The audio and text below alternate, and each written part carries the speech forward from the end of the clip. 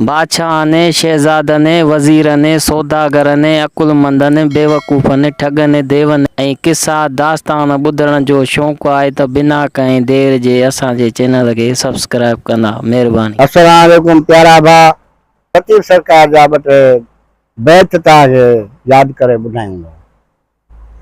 लतीफ़ सरकार जो बैत आहे त जंड पीसंदे जेॾियूं ॾिस थियो आहे केॾो कीस करणु। हिकिड़ा गल पाए गिराट ॾिनी ॿियो ॻारे कीन गरनि। हिकिड़ा पीसी पामाल थिया ॿिया घुमरनि मंझि घणनि। अदियूं शाह लतीफ़ चए अदा क़ाइम से रहनि जेके गॾु हूंदा आहिनि कीर सां। त सुञी वञ न ससुई आॾो नए नए नांग ॿुझनि। गिदड़ बगीअड़ भोलड़ा जिथे रिछ रिहाड़ियूं कनि। ॿियो चीटा शींहं थी चुरनी अॻियों ॿेलाई ॿुझनि। ॿियो गिजूं ॻाढ़े मास ते ससी वेगाणियूं वतनि। ॿियो ॻाढ़ा ॾेभू डूंगरी से टरियो नथा तरनि। अदियूं शाह लतीफ़ चए तंहिंखां पोइ था ॿुझनि पखड़ा खान पुनल जा। साईं लतीफ़ सरकार जे नाम सदको वञा इन जा बैत जेके के खुटण जा ई न आहिनि।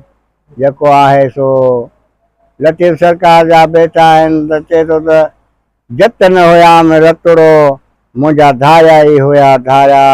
मंदी संदन मन में आउं त खिलियो पई खिकारियां। अदियूं शाह लतीफ़ चए सुबुह थी सारियां त जतन आहिनि जूअ मीरा। पर चए लतीफ़ सरकार अञा बि ससीअ नाले चए थो ससी मुड़े कान थी। ससी बि चए थी साईं मां हितां थी हलंदे आयसि खणी पेर पुनल जो। पेर न छॾिया पुनल जो आहियां जान भॼी जुती। छो जो आर्य जे औलाद में मुंहिंजी पुनल मंझि पती।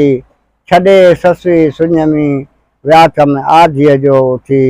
अदियूं शाह लतीफ़ चए सूरनि जी सुठी मूंखे साईं ॾेई आहे ॾेर ॾोहार। साईं पर ससी पुनूं खणी आहिनि त ससी पिटे थी।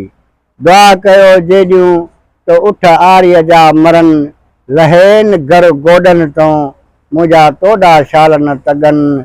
अदियूं शाह लतीफ़ चए उहे ई महरी मरनि जनम जो पुनूं नियो आहे पाण सां।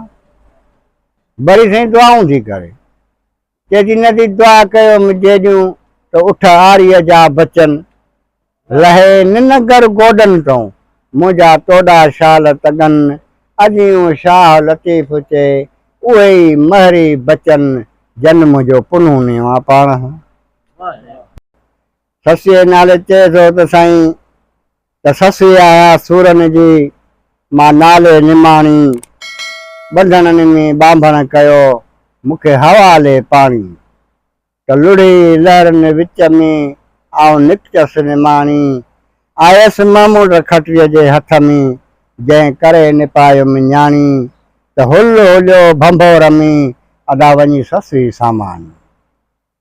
पोइ पनल इहा पचर ॿुधी तॾहिं काए आयो केचाणी। ए मीरल इहो आहे मीरल साहब जो बैत। ए मीरल मूं त मौज बि न हुई माणी जो मुंहिंजो कांधो कढी आहे कच्छ में।